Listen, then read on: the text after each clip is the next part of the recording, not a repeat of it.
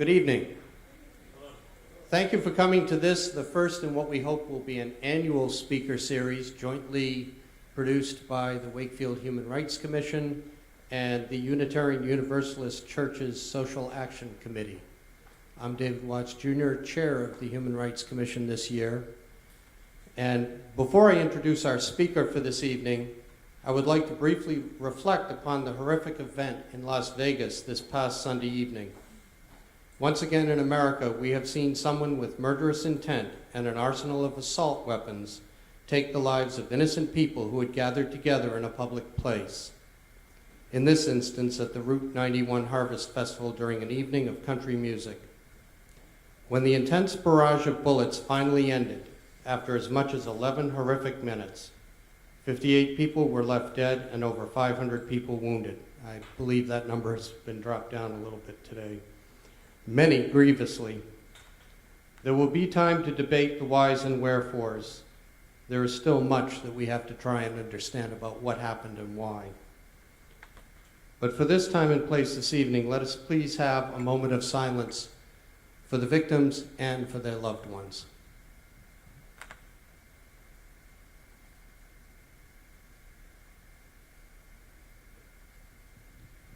Thank you. Our speaker this evening is Ken Wagner.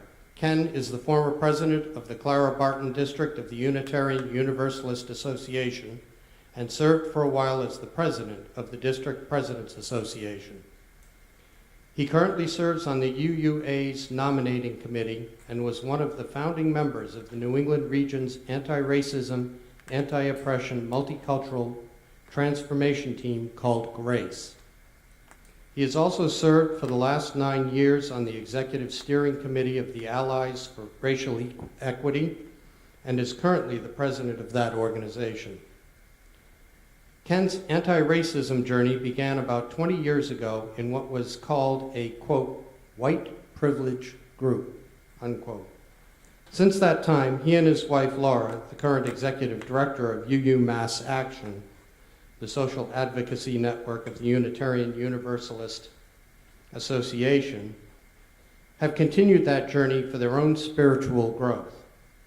Together, they have facilitated a number of groups, workshops, and film series across New England focused on the examination of race and the impact of white supremacy on our lives. He also facilitates such training programs and workshops at regional and national gatherings across the country. Ken is a frequent speaker on this subject and since 2014 has facilitated an 8-week workshop focused on resistance to white supremacy at more than a dozen congregations and community groups across New England. Ken has a law degree from the University of Wisconsin and lives with Laura in Marlborough. They have 4 children and 3 grandchildren, and he has lots of pictures to share if you absolutely insist on seeing them. Please welcome Ken Wagner.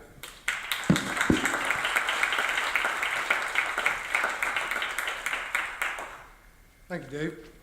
Is this working? Good. It's good evening. It's a real... It is on. Am I too close? We don't want that ever to happen to these good people again, do we? It's a great pleasure to be here. I want to thank the Wakefield Human Rights Commission and the social justice team at the UU congregation in Wakefield for inviting me here this evening on this very important time in our history. I'm honored that you have trusted me with this platform as the first speaker in this 2-part series. In 2 weeks, this microphone will be graced by the extraordinary Martin Henson, one of the many impressive leaders of the Black Lives Matter Collaborative of Boston. Be here, be here. The last several years have been very painful for white Americans with good hearts. We have seen hate speech from groups that we thought had been marginalized to the unacceptable edges of our culture. They have been emboldened by our political leadership and are trying to reemerge to prominence. We've seen our neighbors rounded up, detained, deported, and debilitating fear dominate the lives and the lives of their families. We have seen the killing of unarmed black men, women, and children by police with no accountability for those doing the killing. This is very painful to me. But my pain pales in comparison to the pain of our siblings and cousins of color. This is not a new experience for them. They've been losing their loved ones to this violence for a long time. And this is just more of the same heartbreak that they have endured for generations. There is a difference, though, about what's happening today and their experiences in the past, the differences with their experience in the past. That difference comes from the spotlight. The spotlight provided by cell phone cameras and social media. And that spotlight guarantees that it will not be only those with institutional power who get to write this history. That's revolutionary.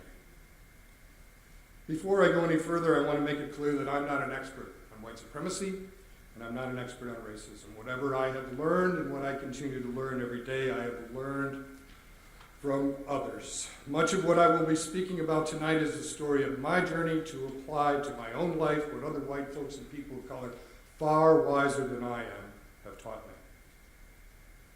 I'd also like to define two terms that I use that may have different meaning to you than they do to me. And so that I hope we can at least have a shared understanding of how I am using the words, and then we can move from there.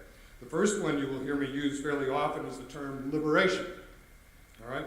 I draw this term from Catholic liberation theology that has been a cornerstone of the political and spiritual resistance in the cultures of Central and South America for more than 50 years. A theology the hierarchy of the Catholic Church, including the current Pope, has been trying to stamp out for the last 50 years. Within my Unitarian Universalist perspective, liberation is spiritual wholeness. The freedom to bring my whole self to whatever I do, to bring my whole self to my relationships, the connection between my humanity and yours, and our connection to the interconnected web of all existence. Can everyone go there with me? Liberation is spiritual wholeness, the freedom to bring my whole self to whatever I do, to bring my whole self to my relationships and the connection between my humanity and yours, and our connection to the interconnected web of all existence. I also want to emphasize that when I use the term people of color, I'm referring to all people who have been historically marginalized in our culture. While tonight I am going to focus primarily on the black-white race dynamic, it should be noted that many of the same elements of cultural advantage and marginalization are common to the life experiences of many indigenous people, Muslims, Asians, Central and South Americans, Pacific Islanders, and other ethnic and immigrant groups. There's great complexity here, and none of it is the same, but there are patterns, and we won't have the time to address all those nuances tonight. And finally, this evening, I'm going to speak almost entirely to the folks here who identify as white. This is not an attempt to exclude or make invisible the people of color who are here, but in recognition of two realities. First, most people of color already understand white supremacy far better than I do, and far better than most white folks do. It is at the core of their entire life experience.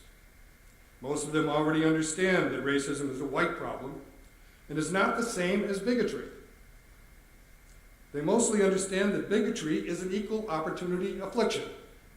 Every human being on this planet is capable of bigotry. But racism, however, is systemic and it requires power. And in this country, that racist system is in the control of white people. And this distinction was brilliantly captured and published on a poster 50 years ago by Stokely Carmichael.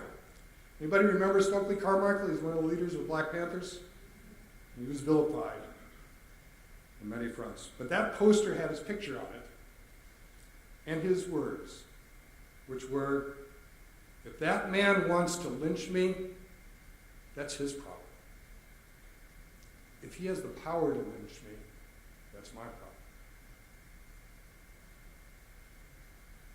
The second reason I am directing my remarks primarily to the white folks here is because, for the most part, people of color are not terribly interested in hearing my story of how I am growing more aware of my role in this system of oppression. While I've been stumbling around, slowly trying to learn this over the last 55 years or so, they and their families have been suffering and dying as a result of my obliviousness and that of my white siblings and cousins. That doesn't mean that my story isn't important, and it doesn't mean that your story isn't important. No, these stories are important. But we must focus on telling them to each other and to other white folks, to invite them into the struggle. There's a long tradition of social justice movements in this country, and some of those movements, such as women's suffrage, the labor movement, the drive for marriage equality, white folks have been the leaders of these movements and have been effective leaders in doing so. In others, such as the abolitionist slavery movement, the anti-lynching movement in the early 20th century, the civil rights movement in the 50s and 60s, we have shown up in great solidarity with and following the leadership of people of color. And today we are called on to do more of the latter. And we need to learn how to do more without trying to take the lead. So in this context, I want to call on the wisdom of Lilla Watson. She's the leader of the Murray people indigenous to Australia. She was often asked by well-meaning white folks how they could help her in her community organizing efforts. Her response was always, "If you have come here to help me, you are wasting your time. But if you have come here because your liberation is bound up with mine, let us walk together." Think about that for a moment, and I think you will find more and more truth in it in the Match Your Life experience. If you've come here to help me, you're wasting your time. But if you have come because your liberation is bound up with mine, let us walk together. All of our social justice work and racial justice work must be spiritually grounded in our own liberation. If we regard it as altruistic, or as helping those less fortunate than us, or in any way other than to reclaim our humanity, it just perpetuates the unhealthy power dynamic that diminishes both the helper and the recipient.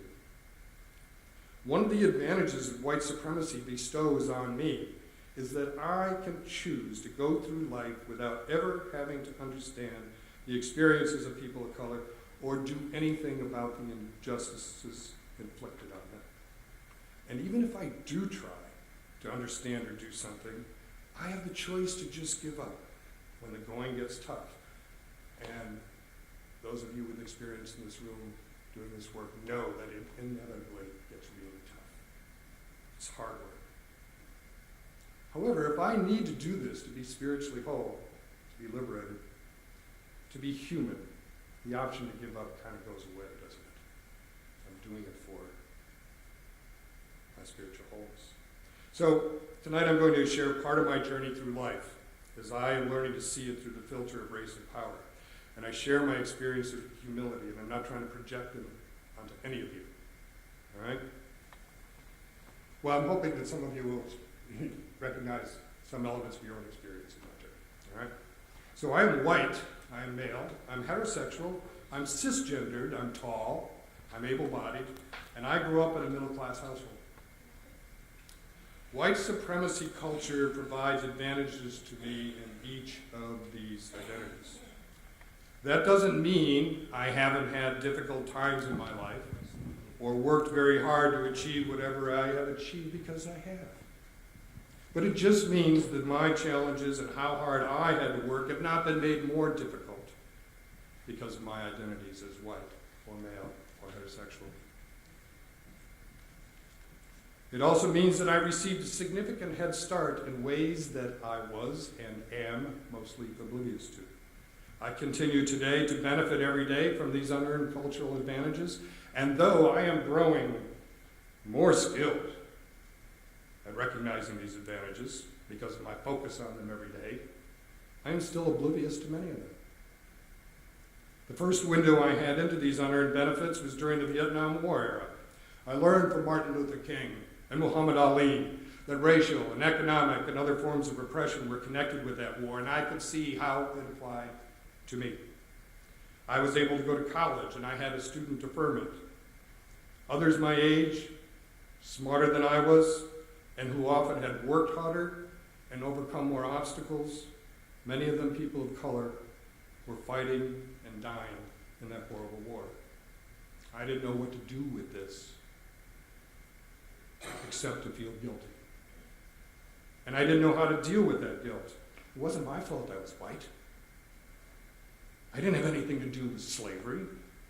My various ancestral families didn't even arrive on these shores until after the Civil War. I didn't feel or believe the bigoted things those awful white people in the South apparently did. And I never said those awful things that my grandparents and uncles and aunts and cousins in central Illinois regularly expressed. Anyone with me here? But I knew it had something to do with me. People that looked like me were the oppressor. I didn't want to be an oppressor. I set out to show the world and myself that I wasn't like other white people. I immersed myself in anti-war organizing, in under-resourced community, in the gay and lesbian rights movement, and over the last 20 years, the immigrant rights movement. I tried to prove to every woman I met that I wasn't like those other men. I joined the National Organization for Women in 1969. Thank you. I felt wounded and hurt when I was gently asked to leave. I thought they didn't understand that I was one of the good men.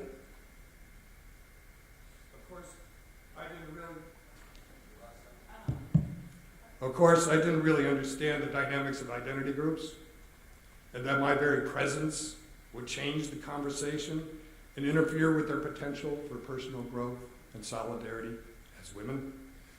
I didn't understand that until about 15 years ago, and then suddenly, oh, that was what was going on. I tried to show to every gay and lesbian individual that I met that I was one of the good heterosexuals, not one of those ignorant homophobes trying to define them out of normalcy. And above all, I wanted to show every person of color I met that I wasn't one of those ignorant racist white folks who thought dark-skinned people were inferior, who acted like race mattered. I tried to treat everyone the same, and I fell into the trap of acting as if I didn't see color and that race doesn't matter. But I had a deep, dark secret. I did see color, and I did treat people of color differently.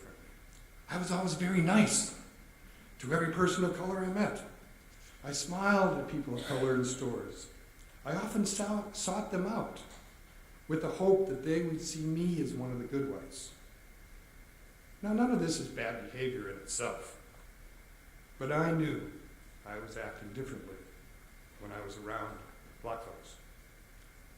I had a moment of self-awareness about 25 years ago, watching 2 consecutive news items that shook me to my very core. The first was about a teenage valedictorian who died in a horrible accident in a town near where I lived. I felt a deep sense of loss and tragedy for that young man and his family. It was immediately followed by the report of a murder of a young black man in Boston during the height of gang violence that rampaged at that time. It was rampant at that time. And I've also felt bad about that death, but subconsciously I dismissed it as something bad that happened in the city. Right? And those things happen in the city. When I realized the implications of this, that the humanity of one victim meant more to me than the humanity of another victim, I began to examine other thoughts and feelings that arose in me from time to time, and what I found was deeply disturbing. I wanted to push these thoughts and feelings away. I wanted to pretend they didn't exist, but they were there, and I couldn't make them go away with just willpower. I became convinced that this revealed that deep, deep inside, I really was a racist. And first of all, I had to make sure nobody found out about that, right? Make sure nobody found out that I had these thoughts and fears. To be a good person, I thought I had to find a way to purge myself of all that, so that they never came into my mind again. It also reinforced my behavior to overcompensate and be overly deferential and nice to the people of color I worked with and socialized with. I lived in fear of saying something stupid that could be construed as racist, or reveal me as one. And I desperately tried to avoid conflict with people of color. That might reveal the truth about me. So sadly, this also ensured that I never gave myself or the people of color in my life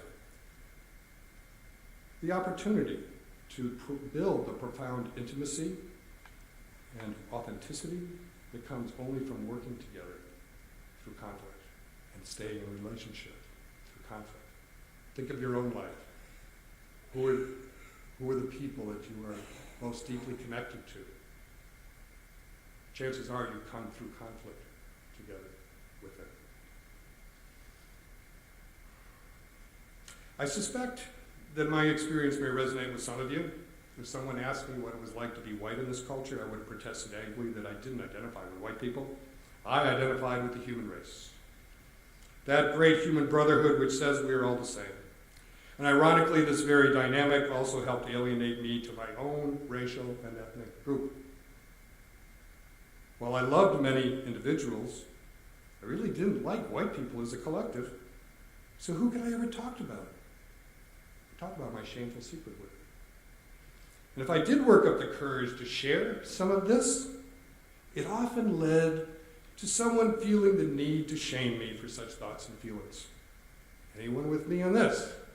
Yeah. So for 35 years, I got stuck there. I was not to blame for the culture that socialized us all, that celebrated white traditions and institutionalized white supremacy and its manifestations that we know as racism, sexism, homophobia, ableism, and classism.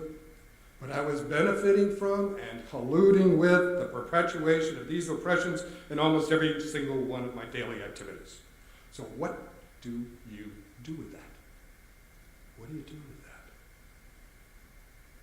One common reaction is white denial and turning away because it's just too painful to look at. Another is to become paralyzed with white guilt and shut down. And believe me, I did both. And I realized that after all those years that what I really was trying to do was distance myself from who I am, to run away from the straight, white, able-bodied male identity I felt saddled with. The internal conflict and moral distress of this is obvious to me now, and it has been and continues to be a long journey from that place to one of spiritual wholeness and liberation. And that journey began when I was invited to engage in anti-racism work by some loving and caring individuals. I will be forever grateful to them. And one of the things I learned is that I was not alone in my experience, my feelings, my distress. White identity development's a thing. It has some fairly common milestones, and I just happen to get stuck a little longer on some of the stickier ones. And I still get stuck. But I'm now beginning to see that path to liberation, to spiritual wholeness that I didn't think was available to a white, male, middle-class, cisgendered, heterosexual before. I have learned that that deep, dark secret of mine, that I see color all the time, is absolutely essential. It's essential to the unraveling of racism. And once I acknowledge that I notice color, I can start paying attention to it and to its impact, and I can stop pretending that the color of a person's skin doesn't matter just because it shouldn't matter. Can I have an amen to that? Amen. And that question, the one about whether I'm a racist or not, it's just not a very important question. In fact, it is irrelevant. And worrying about it is a waste of time. It's a waste of energy, and every single one of us, whether we're black, white, male, female, LGBTQ, or straight, has ingested an unhealthy dose of the poison this culture of white supremacy has fed us. It's not our fault that it's there. We will never be able to fully purge it from our consciousness and our souls. Even if we grew up and lived our entire life in loving, diverse communities, it's there.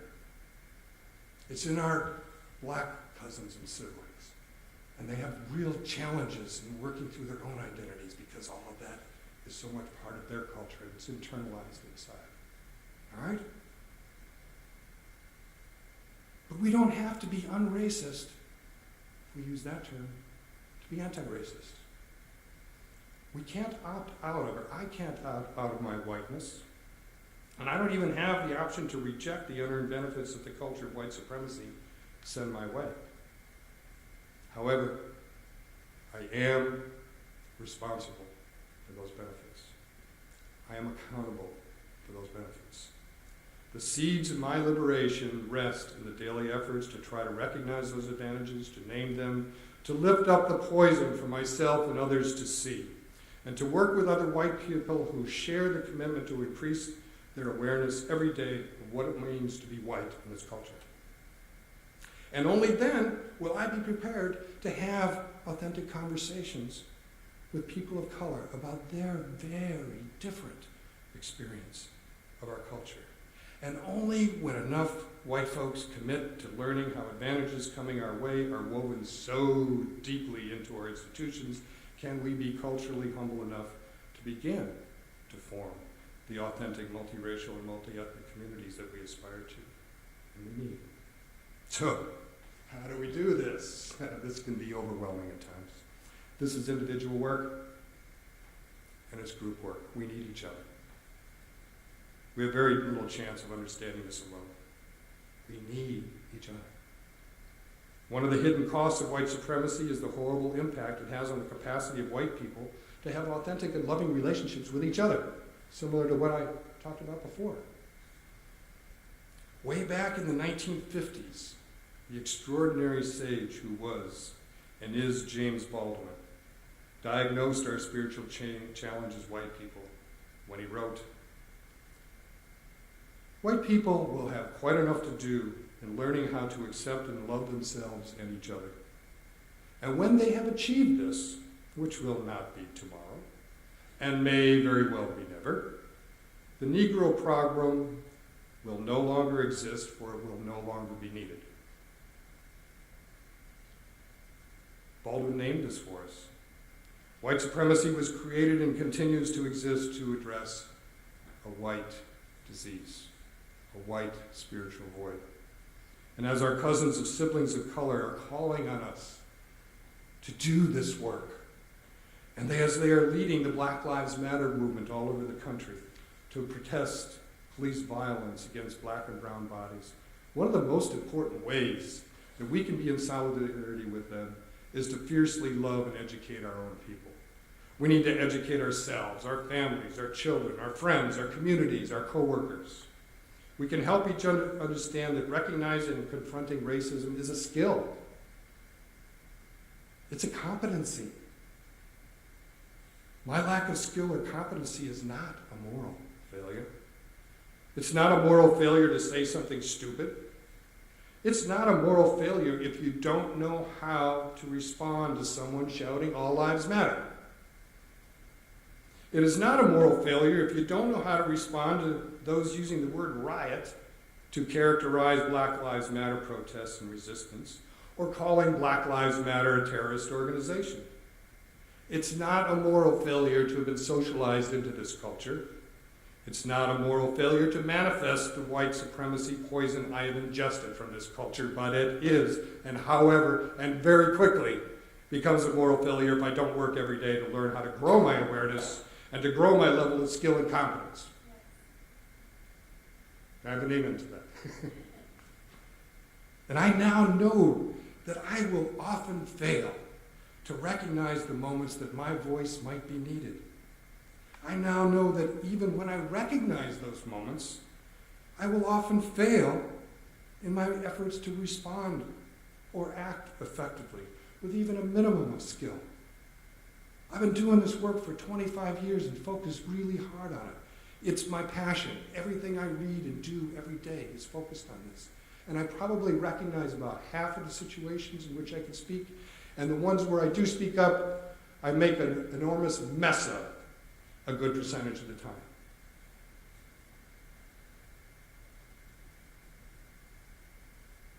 The reality that I'm never going to arrive really discouraged me when I first realized it. What's the use of all this difficult and sometimes painful work if there's no hope for me to ever get there? But then I learned something really, really wonderful and transformative. Is I can form community with others who share my commitment to learn and grow, and who can bring authentic humility with them. With the support and love of that community, I have the freedom to risk failure, and I know that I will learn by those failures. And that permission to fail is really empowering. I have the freedom to risk failure and know that I will learn by those failures, and that permission to fail often gives me the courage to use whatever skills and competencies I have been able to develop to break the silence, to intervene in this world of white supremacy. And that freedom to be my imperfect self is liberating. It is a source of great joy and spiritual peace in my life that I am in community with others who will continue to love me despite my inadequacies and despite my failures. That doesn't mean that we all turn inward. All right? We need to establish relationship with people of color doing justice work while we continue doing our internal work. And as we learn and grow, we need to be in solidarity with people of color working for justice in their communities. They know what they are doing, and they've been doing it for generations. We need to listen to them, to stand with them, and in most cases stand behind them, honoring their leadership and deferring to their experience and judgment. Believe me, they have already thought of and probably tried anything we might suggest to them. Just believe that. Trust that. We will never be perfect allies, but our siblings of color do need us. And we need to be with them to be fully human. So I submit to you for your consideration something I believe deeply. And it is that the most important work that we can do in resisting white supremacy is to grow relationship. And that's not just warm, fuzzy talk. Relationship, and working through relationship is the most difficult yet most rewarding work one can do. There are huge obstacles to growing those relationships, to keep us from growing those relationships. One of the most difficult things that I have learned over the years is that wherever I go, whatever room I enter, whatever groups I meet with, no matter how humble, aware, and experienced I am, or how well-intentioned I am, or how hard I've worked, I bring white, male, heterosexual, cisgendered, able-bodied supremacy into that room with me. Think about that. I don't get to go as an individual. I have been deeply socialized into this culture. I am a product of this culture in the ways that I think, the ways I react, the ways I feel, and the way I value everything. When I wish to form and grow relationship with people of color in the organization they have formed, I bring all of that into the room with me. I'll say it again, I'm just not an individual. I come as a member of an oppressive group. That doesn't make me a bad person. But it does mean that just showing up doesn't get me immediate acceptance. It doesn't get me gratitude for just being there. It doesn't get me immediate trust or a pat on the back or any other kind of cookies. Folks are always gracious, but trust is, wariness is there. I usually don't get the benefit of the doubt, and I shouldn't get the benefit of the doubt. Because if I am unaware of what I am bringing with me in those identities, my presence is dangerous to those people in that room. and to the organizations that they have grown. So, does that mean I shouldn't show up? I think you know the answer to that, right? It just means that I must show up with a great deal of authentic humility. I must fully understand that authentic relationship requires trust, and trust is a process. You all know that trust is a process in your own lives. And only when relationship grows and trust begins being established, and I demonstrate that I understand what I bring into that room with me, and demonstrate that I embrace my identity and am authentically humble in understanding it, only then do I get the benefit of doubt and the benefit of being the individual that I am. Isn't that the liberation I'm seeking? Isn't that the liberation you're seeking? Right?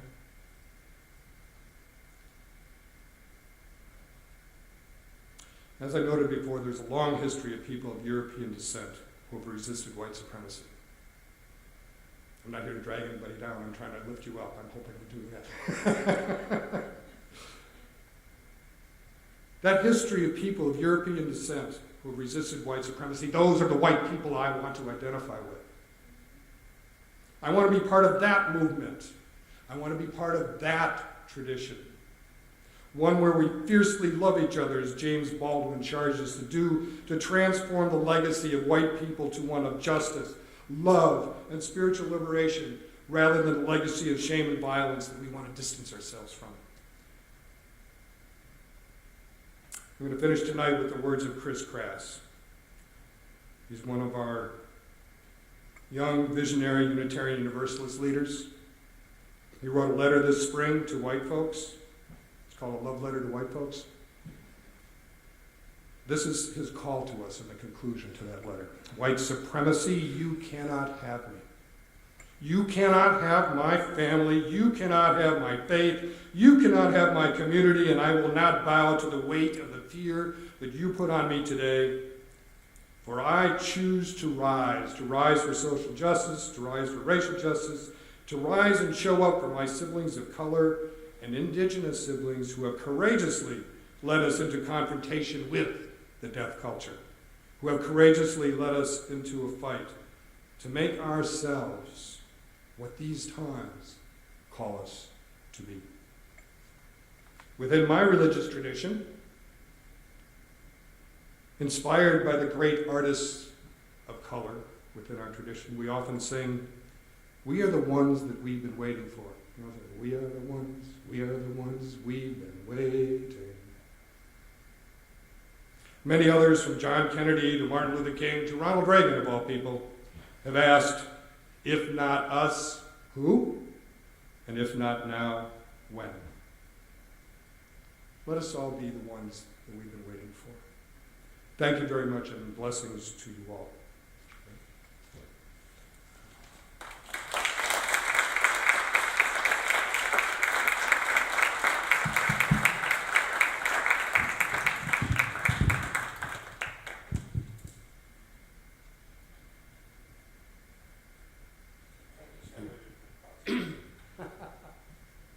Thank you, Ken. We have time for a few questions.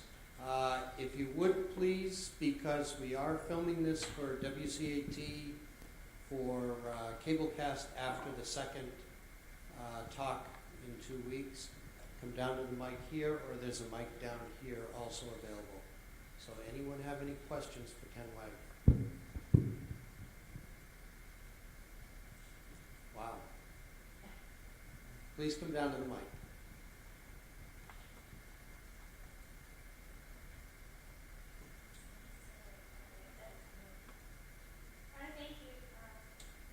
Thank you so much for your talk. I was fascinated about my own reaction when you were talking about it's not our fault as white people that white supremacy has existed around us, but it's there.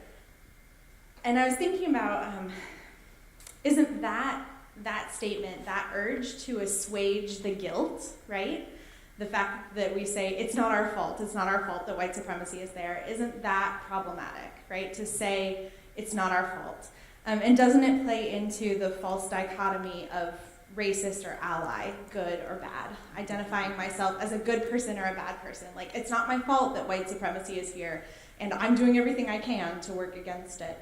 Don't we need to, as white folks, learn to sit in that tension a little more and learn not to push that away, to sit there and learn what personal responsibility for us looks like in those situations? I love everything you said. And I think I agree with everything you said. It's just a slight framing issue. I mean, it's a both and. What I'm constantly trying to do is find that sweet spot between when I'm speaking to people and introducing them to go to another place, trying to meet them where they are, between making sure that I make them understand that they don't know as much as they think they know, and that there's more to learn, without making it so overwhelming that they think it's too hard and I can't do it. So I think everything you said there is true. But I also think it's true that Tim Wise talks about, I don't know if you know who Tim Wise is, but he's a white male speaker and author who's one of my mentors. He walked onto a plane and he saw two black pilots. And this is a man who, throughout his life, had been speaking, writing, studying. And he said, one of the thoughts that entered in his mind is, I hope they're not affirmative action pilots. And he realized the implications of that. And he said, holy crap. He had one of those reactions like I often had. I'm going to show you physically. It's like, get out of it. Get out of me. Those are the things I'm talking about. That, it's not our fault that those things are there. It's our fault if we don't focus on them, raise them up, and try to understand how they got there, and take the responsibility, because it is a moral failure if we do nothing with them. Because my question... Go ahead, you can say it, and I'll repeat it if you want. Okay. My question, I guess, was, isn't the conversation about fault or not fault part of the problem, right?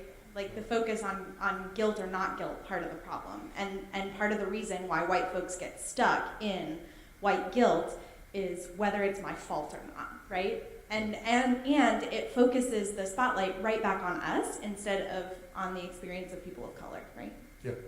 Yeah.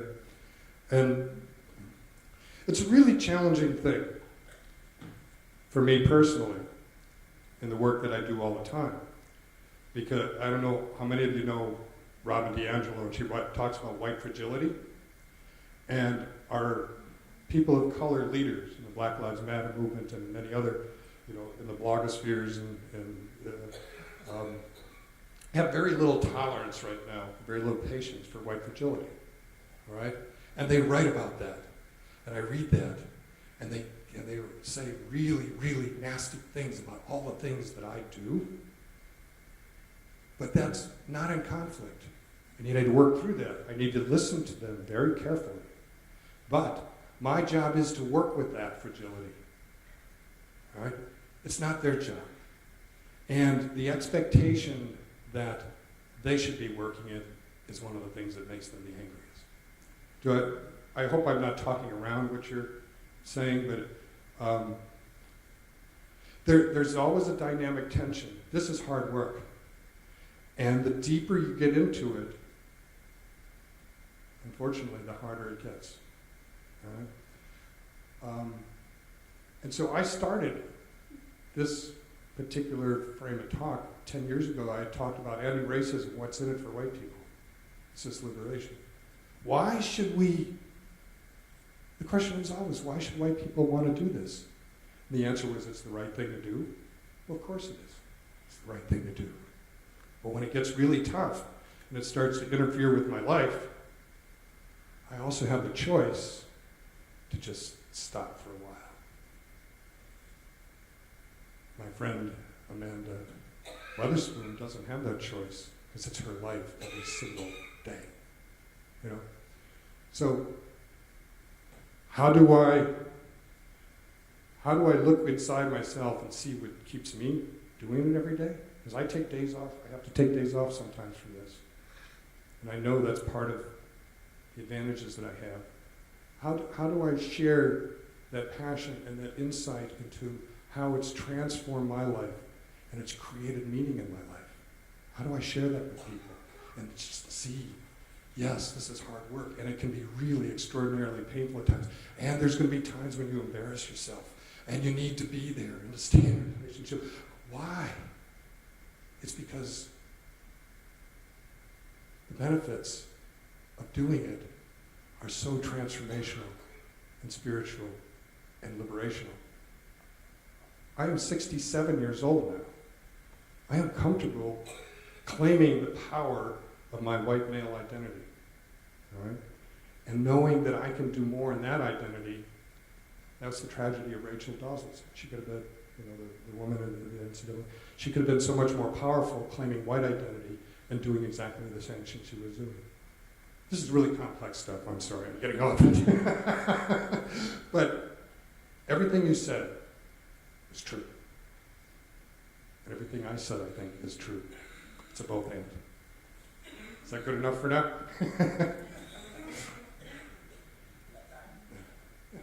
Go ahead. Thank you for being here tonight, Ken. It was wonderful to hear you speak. For those who don't know me, I'm Senator Jason Lewis. It's great to be with you all tonight, and want to thank the Human Rights Commission and the UU Society for not just sponsoring the program tonight and in a couple weeks, but for the very important work that you do in the community every day.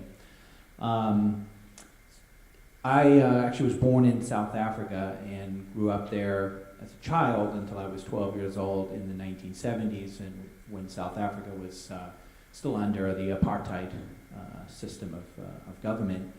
And so I have struggled through my adult life with many of the issues you spoke about, and being a party, really a bystander to not just racism, but a truly cruel and oppressive system at that time. And so I ask myself a lot of the questions and struggle with many of the things that you have as you've gone on this journey. And I'm not as far along, I don't think, as you are, but I'm working on it. I wanted to ask you about, there was an interesting exchange, actually here, not long ago with former Congressman Barney Frank. I don't know if anyone here was here that night, right? And I thought it was a fascinating exchange that broke out when somebody asked Congressman Frank about white privilege and how to speak about white privilege. And he responded in a way I was unexpected, I think, to me and probably others who were there, in that he thinks that it's I'm paraphrasing, right, and probably not getting it exactly right, but essentially that it's a mistake to focus on trying to convince people of their white privilege. Rather, focus on the policies that will lead to a more just world. Social justice, racial justice, environmental justice. And those, and his contention that you have a higher probability of success of winning over skeptical people, white people, if your focus is on the policies, the specific policies, that will improve people's lives and justice, particularly for those who have been oppressed, are oppressed, than trying to convince them of their white privilege. And I suspect you have a different take on that, and I want to give you the chance to share your thoughts on that. When I came up here a couple weeks ago to do some of the planning tonight, I did hear a little bit about that conversation. And my reaction at the time is, who am I? I love Barney Frank. I've admired him for years. I love Bernie Sanders. I've admired him for years. What I think they're missing, or I shouldn't even say they're missing, but the additional thing that I want to add to the equation is the focus on the policies. Let's take healthcare, for example. right? What's been called Obamacare. It's been shown that this is to the benefit of more white folks than it is of poor marginalized or black folks. It has the same impact. And the white folks were convinced or persuaded that those black folks were going to get something for free. And it was the primary driver of why they were against it. The policy there and the impact of that policy didn't matter a bit. It was the appeal to that primordial thing that seems deep within our national character. When Black Lives Matter, and I compare it, I don't know all the answers to this, of course, you know, I'm working through this all the time. I worked through it with my family last year when I announced to them that I was going to vote for Hillary rather than Bernie, and they were stunned. My 2 adult sons, my 2 adult daughters, my wife, just stared at me. They didn't get hostile. They just said, "What?" And I tried to explain it to them that I spend a lot of time with people of color, and I think they're the smartest voting group in the country. And they spend a lot of time. And when Black Lives Matter showed up and disrupted Bernie's rally 2 summers ago or 3 summers ago, it didn't surprise me, but I was kind of stunned by the reaction of the Bernie supporters who immediately went to the economic argument and said, "Don't you know that this is going to be better for you?" Without listening very carefully to what they said. And I remember at the time thinking, you know, Bernie's never gotten this. Bernie's always been an economic, you know, rising tide lifts all boats. Capitalism is, you know Bernie as well as I do. And I love Bernie. He's a great man. But he has never understood that by lifting the economic tide for everybody is not going to make even a slightest dent in racism. All right? Until we address, that's just how racism is so deeply institutionalized in our system. Nothing we do economically is going to make the slightest bit of difference. It may make people's lives better incrementally. And we try, you know, like we talked about the crime bill, that's going to, you know, that is going to make things better. But until we understand the racism and white supremacy that's so deeply embedded in all of our criminal justice system, we're just playing around at the edges. Does that help get in? So when Bernie says white privilege, you know, I don't use the term white privilege much anymore either. And I did for years and years and years. But the last year or so, when the people of color have asked us to use the term white supremacy, and that's kind of a shock to our system, because I'm not like those KKK people. Those are white supremacists, right? That was a shock to the system, but the people of color have asked us to use that term because it really embodies, it's the umbrella under which sexism, racism, homophobia, ableism, I'm sorry if I missed one. They're all manifestations of the white supremacy culture.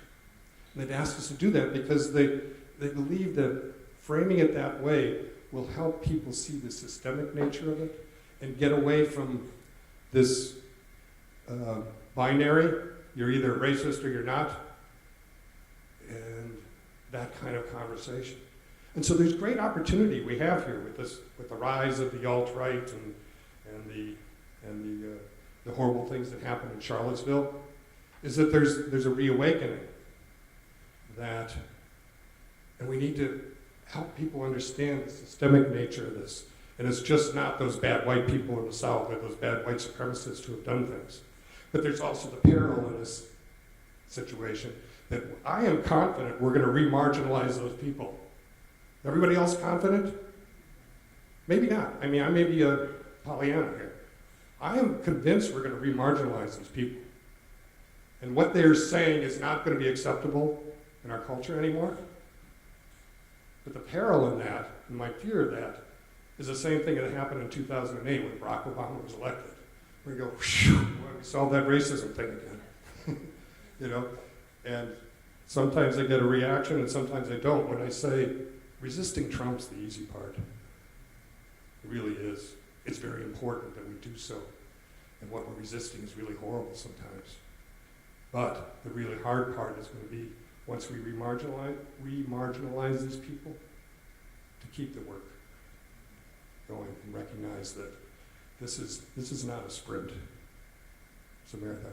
I hope I didn't dance around what you're getting at, but I can dance pretty good sometimes.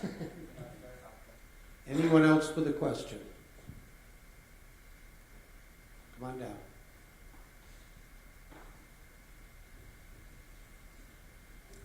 Hi, thank you very much. My wife and I have really been struggling with trying to raise this conversation with other white people, and I wondered if you had any practical advice on how to engage other people. I've been trying to do the same thing.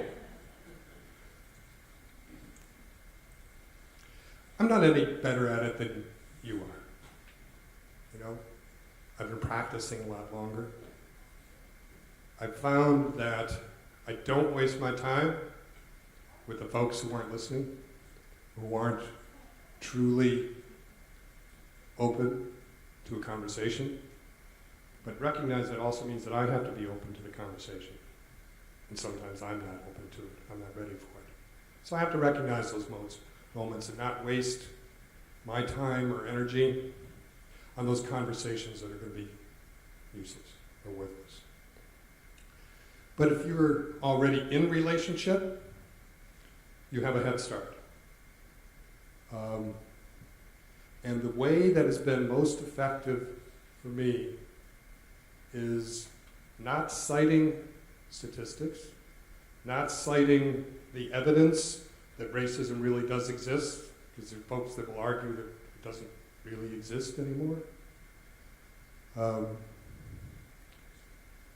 And asking questions and listening deeply and continuing to ask questions and listening more than I speak. Boy, it's hard for me, you know.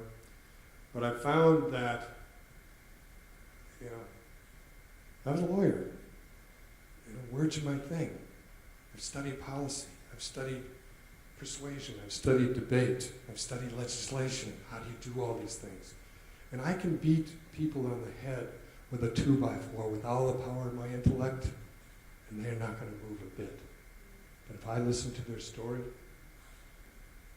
and I do it authentically, because people will know if you're being a phony. You know when people are being a phony and they're not being authentic with you. And that's hard. It's hard work. And because I'm saying this, don't believe I do it well. I mean, occasionally I figure out how to do it. And then, and I'm almost always rewarded if I authentically go into that with a willingness to listen and to be moved by the story I'm hearing. I get at least some incremental. And so what I say is I'm at General Assembly every day of Unitarian Universalism. I often park myself at the booth, so I talk to hundreds of people over a 5-day period. And my mission there, my purpose, was to invite people to a different place 1,000 different ways. I want to meet them where they are, and I don't care where I get them. I just want to invite them to move somehow. And I got pretty good at it after a while, of being able to figure out where they are. Some of my failures were spectacular, by the way. But so have a very focused concept of what the objective in your conversation is, and just listen. And just listen. And then, who knows? Let me know how it comes out. Ask a question. So, is the person saying something that's just horrendously insensitive to the experiences of marginalized people in this country? Is that where you're starting? So the question can be, why are you saying that? How do you know that? where do you know that from? Do you know somebody who's done that? And they will often use some anecdotal thing of somebody taking advantage, some marginalized person taking advantage of a system. All right? With the argument that the entire system should be put away because one person was able to take advantage of a flaw in the system. You know, that's a fairly common conversation. And you say, well, do you think that's really widespread? Do you think we should stop doing things for anybody because somebody figured out how to take advantage? You know, I'm no wiser than you are. But you know, maybe just take that demeanor or persona into it. And then let me know, because that's what my life is, trying to figure out how to do that. You know, you bring up some good points with the answers that you've given. And one of the things that you've developed is a way to kind of help people to put themselves in the place of different people over the historic eras. And could you, everybody's been given a star, I believe. Could you maybe show them a little bit about that part of it, your workshop? Yeah, let's go into the workshop. Everybody ready? Anybody curious about what your stars are all about?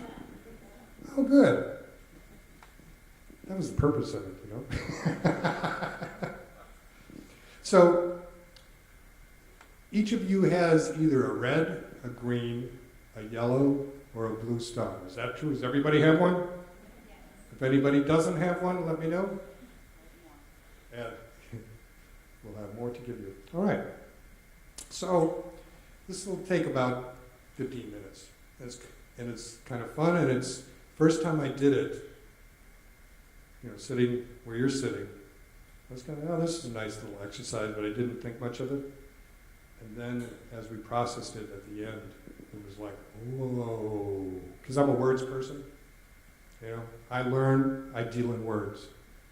Others learn differently, and I don't always speak to them as clearly. So imagine this. The year is 1701, and many African Americans are being enslaved or working as indentured servants to provide labor for the colonies. White women and African Americans are unable to vote, and for the most part, only white men are able to own property or hold office. So if you have a blue star, stand as you're able in body or spirit. Blue stars? There we go. You are a respected and privileged member of society. Your voice is heard, and your rights as a citizens are protected. The revenue from your properties keeps you and your family quite comfortable, and you even own a few slaves to help tend your estates. For you, life is fulfilling, and you have many opportunities for success. Leave your star alone. And that's it. Didn't do much, did you? Now, if you have a green star, please stand. You are a mother of 3.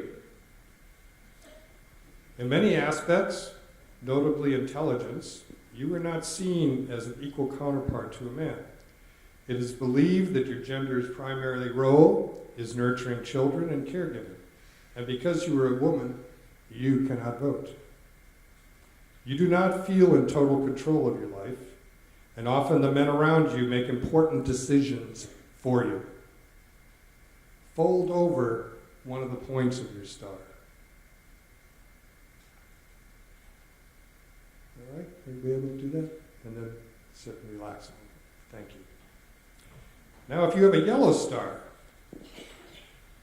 who's got the yellow stars? You are muscular and strong.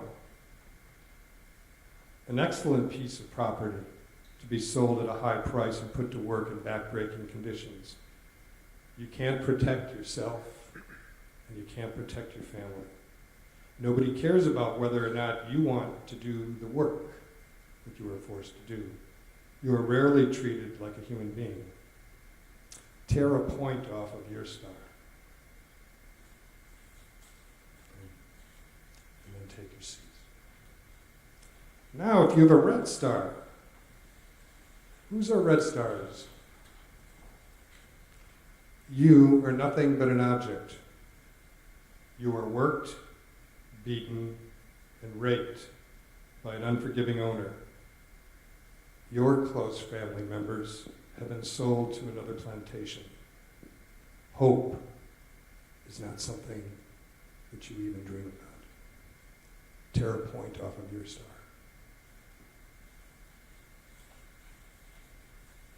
All right. Have a seat. Now, for the rest of these iterations, we won't have to stand up to do the actions to the start, but I just wanted you to see who else in the room had the same color star. So now we're moving about 90 years later, 1790, and the U.S. government has passed the Naturalization Act, which is the first kind of citizenship thing from the federal government in our history. And for the most part, only whites are eligible to become naturalized citizens. For non-whites, progress towards citizenship is just kind of an illusion. If you have a blue star, your family has been in the United States for generations, and your father tells you that his great-great-grandparents were from Scandinavia. The Naturalization Act does not affect you at all. Leave your star alone. If you have a green star, you are also European American and benefit from this legislation. Leave your star alone. If you have a yellow or a red star, you are considered colored in this country, so you will more than likely be denied citizenship. Tear a point off of your star. That's the yellow and red ones. So now we're going to jump forward in time again to 1865, which is the end of the Civil War. The Union has triumphed over the Confederacy, and slavery has been abolished. The United States is now in a period of Reconstruction. Although this is initially a period of great promise, much of both the white South and the white North is deeply resentful of the changes Reconstruction has brought, causing the federal government to largely abandon Reconstruction after only a few years. Newly freed slaves now experience a wave of hostility, discrimination, and violence. If you have a blue or green star, you are anxious about what the end of slavery means for the nation's future. But you really lose nothing besides a little sense of security. Although others believe this is a step in the right direction, you personally believe ending slavery might be a big mistake. If you have a yellow star, you are now a free man. You believe that the satisfaction of being released from your shackles would bring a lifetime of happiness. However, as is true for many others, you personally have no assets and nowhere to turn for work or shelter. You have little choice but to return to the plantation where you once were forced to work as a slave.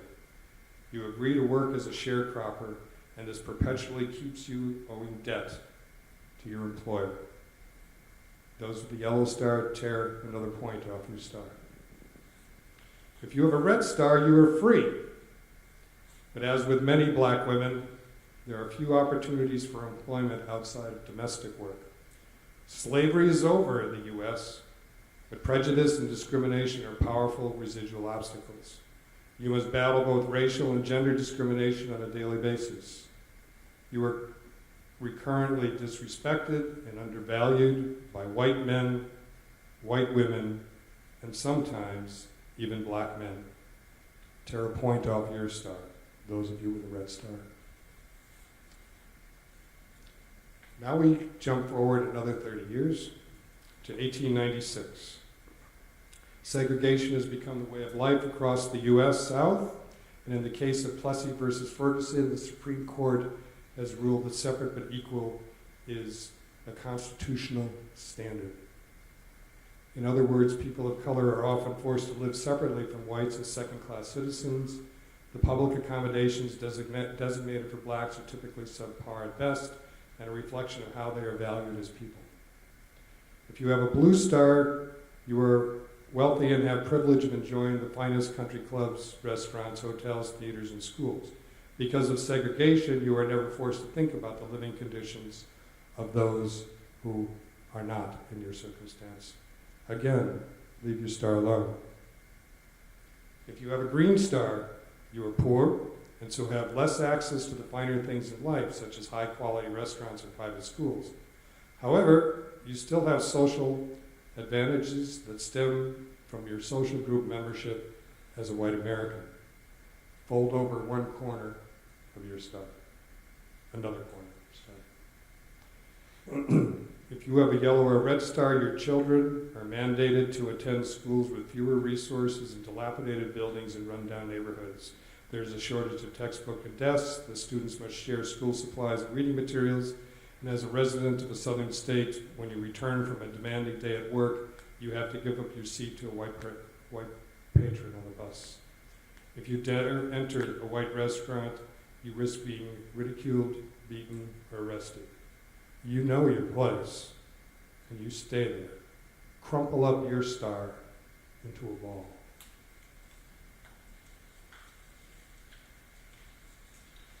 Now our final stop on our historical journey. You were living during the late 1960s. And during this decade, a wave of citizen protests against social injustice has taken place, although different parts of the nation are evolving more quickly than others. The unwavering efforts of the African American population and the civil rights activists during the civil rights movement are beginning to address some of the injustices embedded deep in our culture. African Americans win rights that were previously much out of reach. In the coming years, laws prohibiting interracial marriage will be held unconstitutional. The Voting Rights Act will be passed, allowing African Americans to register and to vote without fear of discrimination. Legislation will be passed to protect marginalized people from workplace discrimination, and a necessary torrent of change is upon us. If you have a blue or green star, life is different than you could ever have imagined it, and it's a somewhat frightful and intimidating experience. You're becoming aware that these advantages you have as a European American are not extended to many African Americans. You interact with significantly more of these folks these days than in the past. And this results in some very uncomfortable encounters. It is hard for you to adapt to the times, and you sometimes feel guilty about your group's oppressive ways. Fold a corner of your star. The blue folks finally get to do something. Right?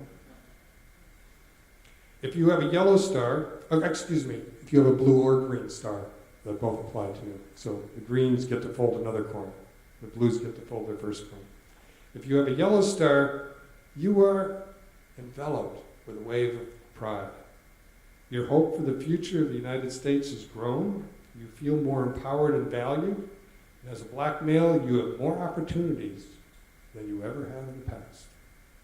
However, you and your group still experience discrimination in many arenas, so you were determined to continue fighting for full equality and acceptance. Uncrumple your star as best you can. Now, if you have a red star, you are also enveloped by feelings of pride and restored hope. And these changes are invaluable when it comes to improving the condition of society for future generations within the African American community. Nevertheless, gender discrimination is still overwhelming. As a black woman, the challenge of overcoming your double status of oppression remains. Leave your star alone.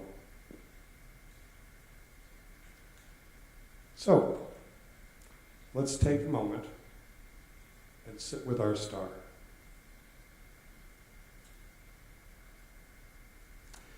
I'm going to ask those who had the blue star to rise again.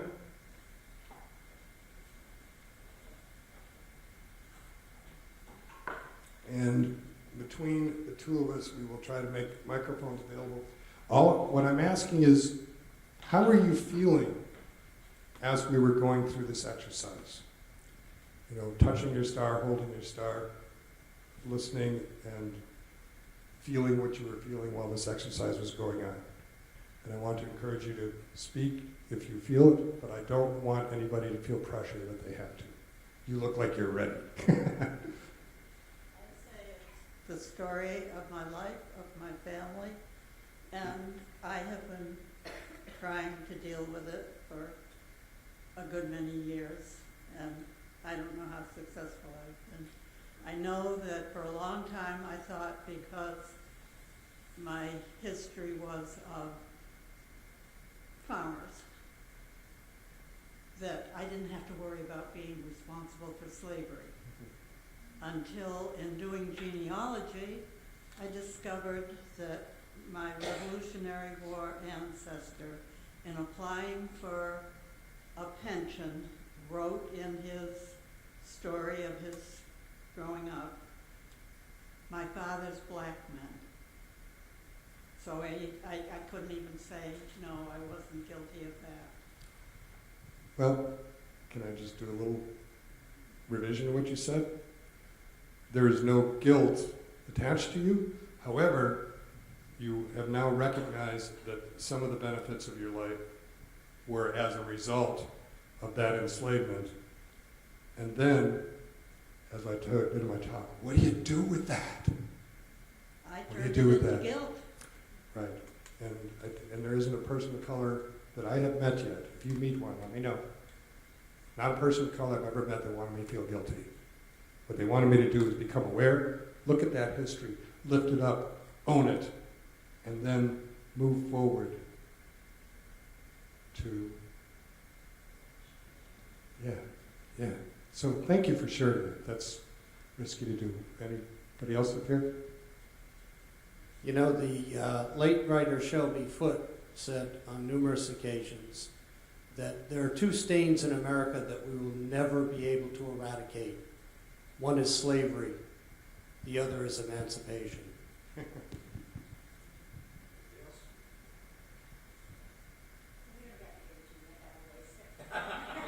We always use the microphone in honor of those who have difficulty hearing, no matter how loud we shout.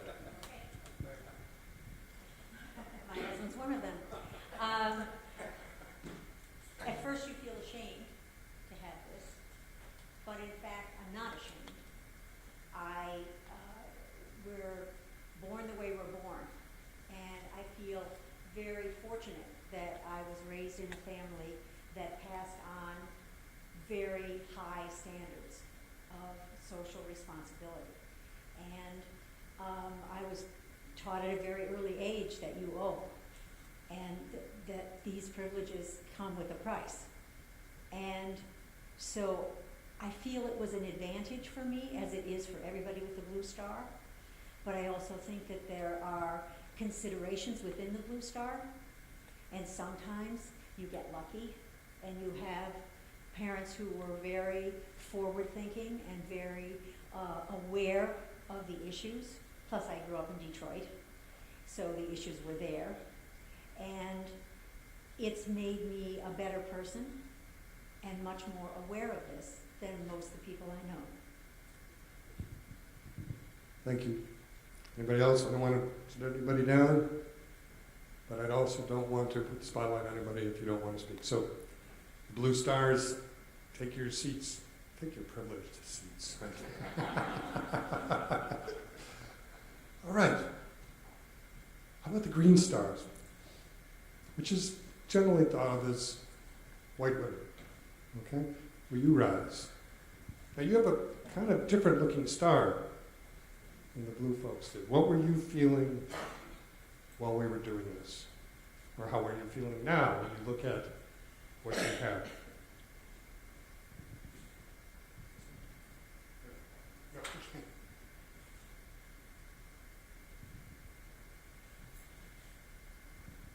Each time you told me to fold it, I felt like I was being deprived of something. That when I look at it now, it's like where did it go? And it's just a different shape.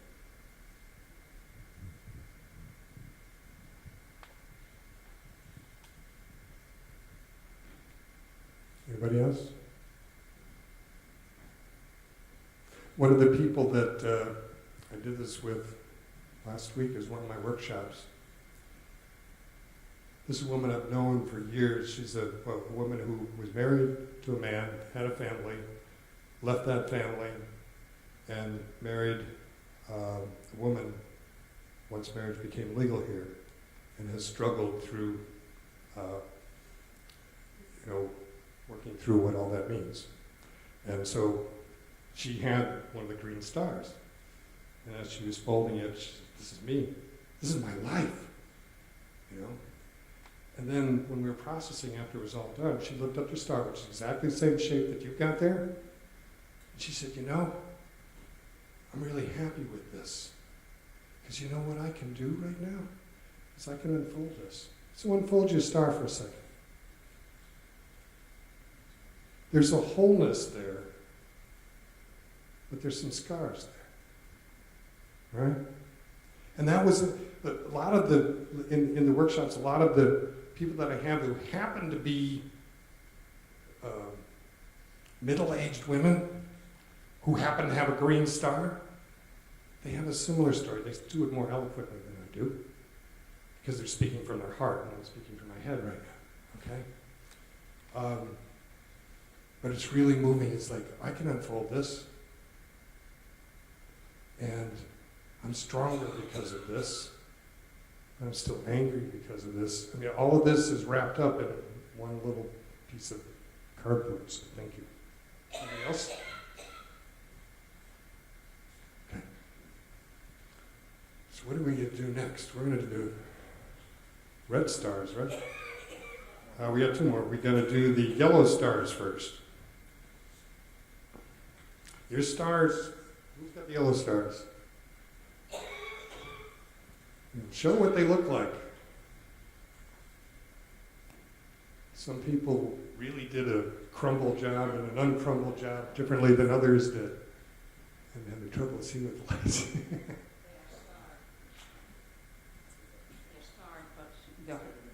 They're scarred. Yeah.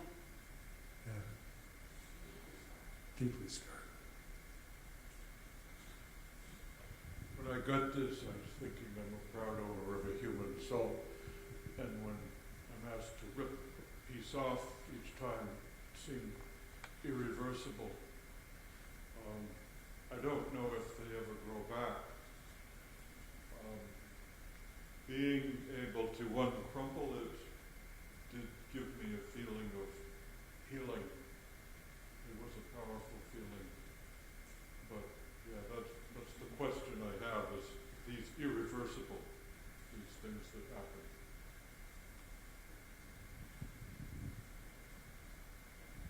Nicely said.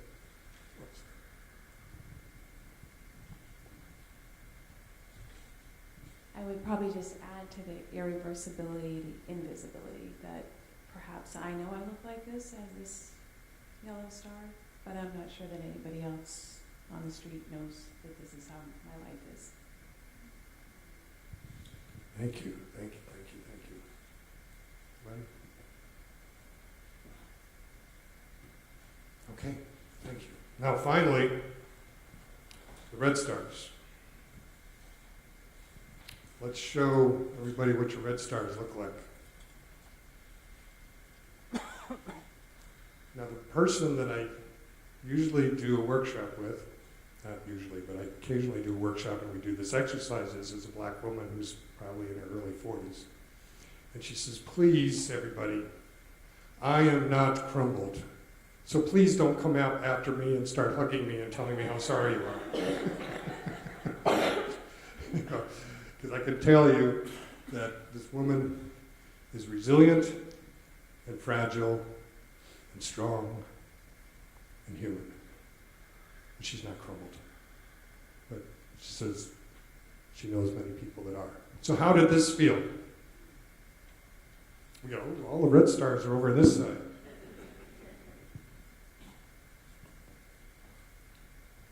throughout the process, I felt more and more hopelessness, and it's just sort of overwhelming. And then when we crumpled it, I feel like rubbish. It's rubbish.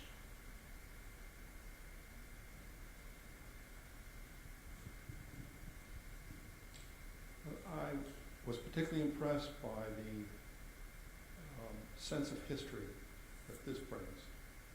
That it illustrates very well how you get to this.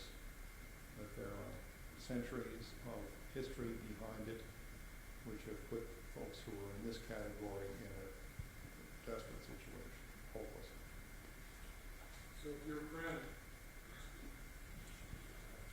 So if your friend says, hey, slavery's over, why don't they get over it? I think the Red Star tells us that that can't happen. It can't happen. Anybody else? I don't want to force anything. All right. Oh, good. Because I was just about to say something that I've heard about from the Blue Star in the past.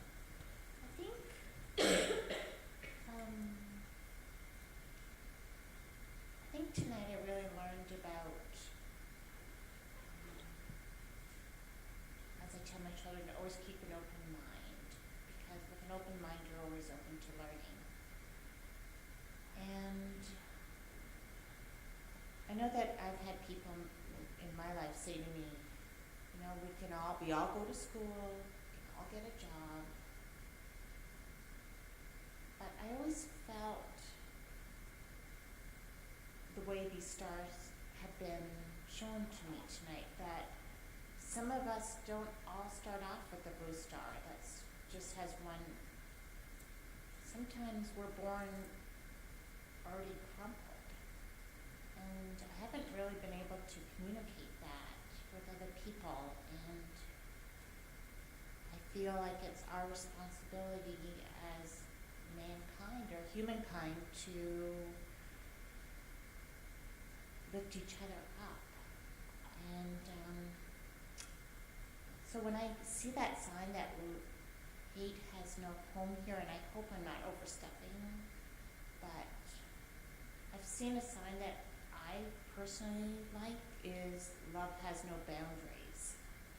And I think that's what spoke to me tonight, so thank you. Thank you. One of the things that I just got blown away by a couple weeks ago. It might have been in Northampton. One of the women with the blue star said, "I feel so isolated. I feel so isolated because all of this human life is going, this vitality is going on out there, and I'm isolated from it. I'm protected from it, but I'm isolated from it." And isn't that exactly, I shouldn't ask you to validate me. That's what I'm trying to say. The white supremacy poisons and injures us too. Not as much as it directly inflicts damage on targeted people or marginalized people. But it hurts me too, and I need to be part of this effort for my own liberation. And that's what I drew from what the woman said. It was just, I wanted to run over and embrace her and say, thank you, hallelujah, but that would have been inappropriate. So, are we done? Thank you so much. Your engagement with that exercise, that can be regarded as we're going to do this touchy-feely stuff some more, but it's just it's a thing that moves me very much because it takes people who are tactile or learn differently or think differently or feel differently than I do to a different place.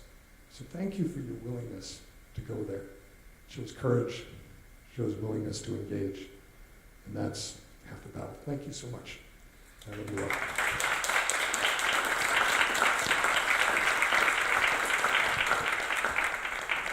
Okay, thank you for coming this evening. Our next talk in the series is Wednesday, October 18th at 7 p.m., also here at the Savings Bank Theater at the Wakefield High School. The speaker that evening is Martin Henson from Black Lives Matter Boston, who will be talking about understanding Black Lives Matter.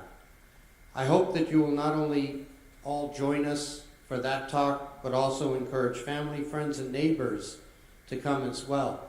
Love to see this place filled for the second talk.